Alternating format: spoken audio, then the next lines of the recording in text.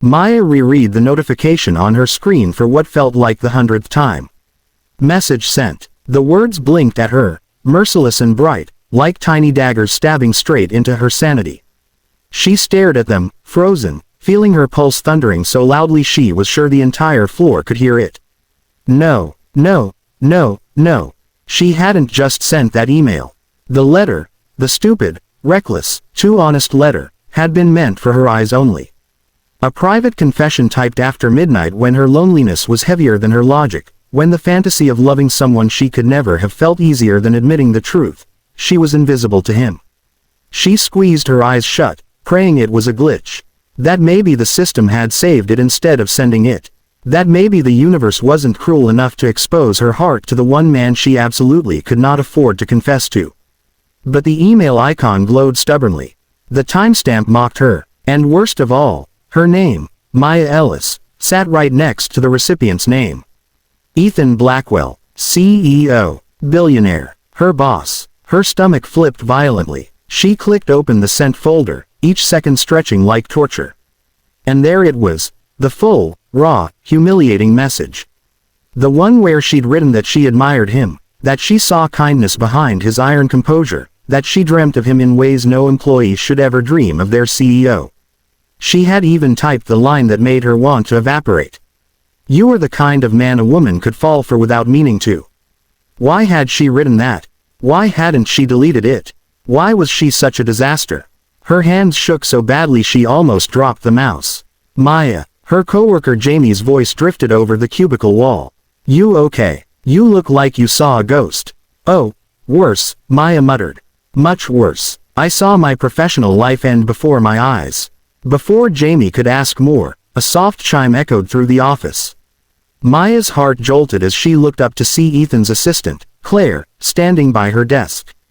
Miss Ellis, Claire said with a polite smile that gave nothing away. Mr. Blackwell would like to see you in his office. Now, Maya's blood turned to ice. He already read it. He had to have read it. Her legs wobbled as she stood. The walk down the sleek, glass-lined corridor felt like a funeral procession. Her reflection in the polished walls looked pale and terrified. She barely recognized herself. At Ethan's office doors, she hesitated. Her breath came in shallow, panicked bursts. With trembling fingers, she knocked. Come in, his deep voice called from inside. She stepped into the vast office, the skyline stretching endlessly behind him, and froze. Ethan Blackwell stood near his desk, holding a printed page in his hand. Her letter. He turned slowly, his expression unreadable. Maya, he said softly. We need to talk. Her world tilted. Her breath vanished. This was it. Her worst moment, the moment that would shape everything that came next. She swallowed hard, bracing for impact. Mr. Blackwell, I can explain.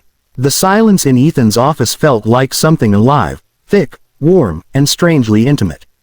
Maya stood near the door, barely inside the room, her pulse hammering so loudly she wondered how he didn't hear it. Ethan still held the printed letter in his hand, the paper slightly curled where his fingers pressed into it. Her voice cracked. I'm so sorry. It wasn't supposed to be sent. It was just a stupid. Maya, he interrupted gently. Come sit. She wanted to run, collapse, teleport to another planet, but she obeyed, lowering herself into the leather chair opposite him. Ethan didn't sit right away. He paced slowly, as if organizing his thoughts, as if feeling something he wasn't used to. Feeling. Finally he lowered himself into the chair across from her. He placed the letter on the table between them, almost reverently, as though it contained something fragile, something he wasn't sure how to hold. I know you're embarrassed, he said, his tone impossibly soft for a man whose voice usually held the weight of decisions that shaped industries. But you don't need to be afraid. She swallowed. I crossed a line. You were honest, he corrected. Honesty isn't a crime. It is when you send it to your billionaire boss, she whispered. His lips twitched. Not quite a smile, but close. Maybe. But I'm not angry. That surprised her enough that she looked up, meeting his eyes. They were warmer than she'd ever seen them. Not the cool, controlled gray-blue she saw in meetings, but deeper, more human. He leaned forward, elbows resting on his knees. I want you to hear me without panicking. Can you try? She nodded shakily. When I read your letter, he said slowly, I didn't feel offended. Or uncomfortable. I felt seen. Maya blinked. Seen. Ethan exhaled, and something in him seemed to shift, like armor being unlaced. When I hired you, you were brilliant. Focused. Sharp. But then, he hesitated, a rare uncertainty flickering over his face. Then I started noticing you in ways I shouldn't. The way you bite your lip when you're thinking. How you defend your ideas even when the room is stacked against you. How you bring light into places I forget can be bright. Her heart thudded painfully. I told myself to ignore it, he admitted. I'm your boss. There are rules, expectations, lines I've never crossed. His gaze slid to the letter. But then you sent this. I didn't mean to, she whispered again. He nodded. But it forced me to stop hiding from what I already felt. The last words shattered the air. Maya stared at him, breathless. You felt something. His eyes held hers with devastating seriousness. Yes. Her pulse fluttered wildly. But I need to know, he continued, leaning closer, voice dropping to something intimate and raw. Did you mean what you wrote? Not the dramatic parts. Not the poetic parts. The real parts. She opened her mouth. No sound came out. He waited. Finally she whispered, I meant all of it. Something fierce flickered in his gaze. Desire restrained by discipline, emotion held in strict control. Ethan reached across the table, his fingers brushing hers. Just a touch. Barely a whisper of contact. And yet it ignited every nerve in her body. Maya, he said softly, I want to explore this. I want to understand what this connection could be. But only if you want it to. His honesty disarmed her completely. Her fear loosened, leaving something tender in its wake. I do, she breathed. I want to. He stood, offering his hand, the same gesture that had already altered everything. Come with me, he said. There's something I want to show you. And with a courage she hadn't known she had, Maya placed her shaking hand in his. The elevator doors slid shut with a soft hiss, sealing them inside a private world where the rest of the company no longer existed. Maya's heartbeat echoed in her ears, loud enough that she wondered if Ethan could hear it too. He stood beside her, tall and calm, but something in the line of his jaw told her he wasn't nearly as composed as he looked. She dared a glance at him. Ethan's hands were tucked in his pockets, but his shoulders were tense, his breath slightly deeper than usual, little tells she'd learned to read over months of working under him. He was nervous. That alone made her knees weak. The elevator began to rise, numbers blinking upward. 52, 53, 54. Each floor felt like lifting her into an entirely different life. When the doors finally opened on the 58th floor, she expected some sterile executive space, more glass, more marble, more intimidating modern minimalism. Instead, she stepped into something warmer, softer, completely unexpected.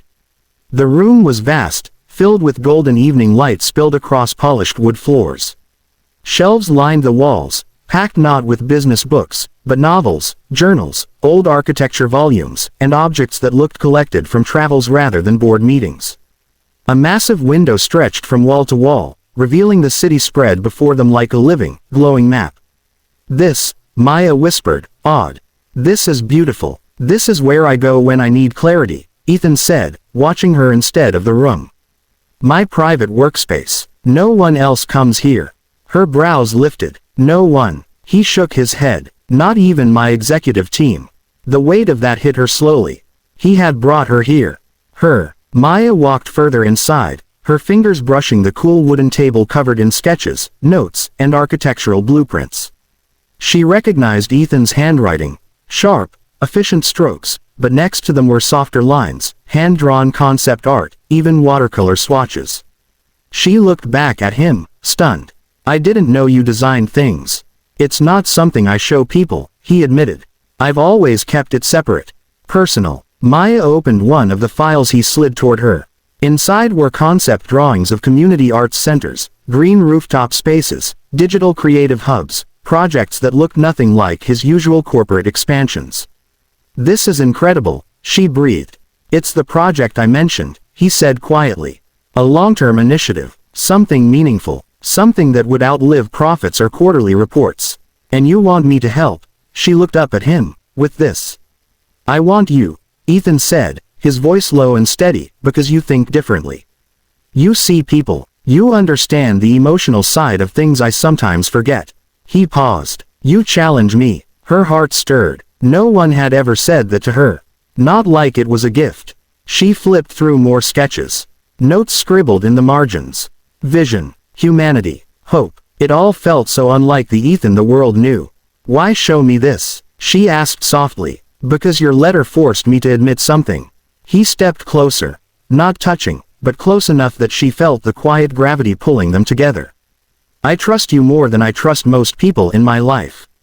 Her breath hitched. A beat of silence stretched. Full, warm, trembling. Finally she asked, barely above a whisper, and what about the rest?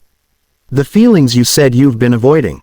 Ethan's eyes locked onto hers, unguarded now, his emotions bared with a boldness she had never witnessed from him. They're real, he said. And they scare me more than they should. She felt the same fear. Sharp, bright, exhilarating. He continued, I don't know where this leads, Maya. But I know I'm done pretending I don't feel it. Her throat tightened. In the quiet glow of the 58th floor, surrounded by his hidden dreams and unfinished ideas, she felt something shift inside her, something deep and certain. She closed the file gently. Then let's see where it goes, she whispered. Ethan's expression softened. Relief, desire, and something tender flickering through him. Together, he asked. Maya nodded. Together, and in that golden room above the city, it felt like the beginning of something impossible, and completely right. The following days passed in a quiet blur, soft, luminous, unreal. Maya still arrived at work at 9, still walked the same hallways, still attended meetings, yet everything felt different. Not because anyone else knew, but because she knew. Because Ethan's gaze lingered a second longer now. Because his voice softened when he spoke to her. Because the air between them carried a new electricity, fragile, unspoken, alive. She spent most of her time on the 58th floor, helping him refine the concept for the philanthropic initiative. Sometimes they worked in comfortable silence, other times they debated passionately, Ethan insisting on logistical precision while Maya argued for emotional resonance. Surprisingly, he always listened, adjusted, compromised. No one had ever taken her seriously like that. But with every hour spent in that private sanctuary of his, her heart tangled deeper into something she no longer wanted to escape. Still, fear lingered like a shadow in the back of her mind. Power imbalance, public scrutiny, office whispers, people who would assume she was using him for ambition. People who would question him for breaking his own rules. She didn't want to be his weakness. She didn't want to become a scandal. One evening, rain tapping softly against the windows like fingertips, while Ethan reviewed a set of proposals, Maya found herself staring at him instead of the documents. His sleeves were rolled up, exposing strong forearms. His hair was slightly disheveled from hours of work. He wasn't the untouchable CEO right now. He was simply a man. Human, tired, beautiful in a way that ached. He looked up suddenly, catching her staring. You're quiet, he said. Just thinking. About what? She hesitated, then whispered, about us. He set his pen down with deliberate calm, turning fully toward her. The softness in his gaze nearly split her open.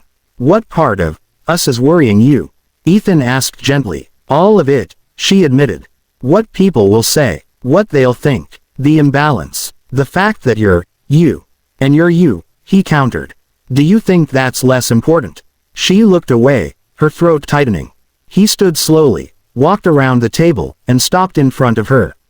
His presence wrapped around her like warmth. Maya, he said softly, look at me.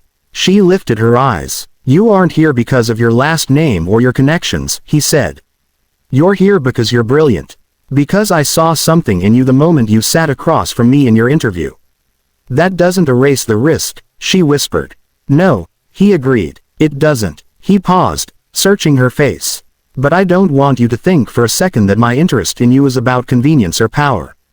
It's not obligation. It's not expectation. His voice softened even more. It's you. Her breath trembled out of her. I'm scared. So am I, he answered quietly. The honesty in his eyes was disarming. He lowered himself onto the edge of the table, closer now, but not touching her. Giving her space to choose. "You're the first thing in a long time that feels real," he said. "Not corporate, not strategic, not expected, just real." Her chest tightened. No one had ever said something like that to her. He extended his hand. Slow, gentle, as if asking permission. "If this becomes too much, you tell me.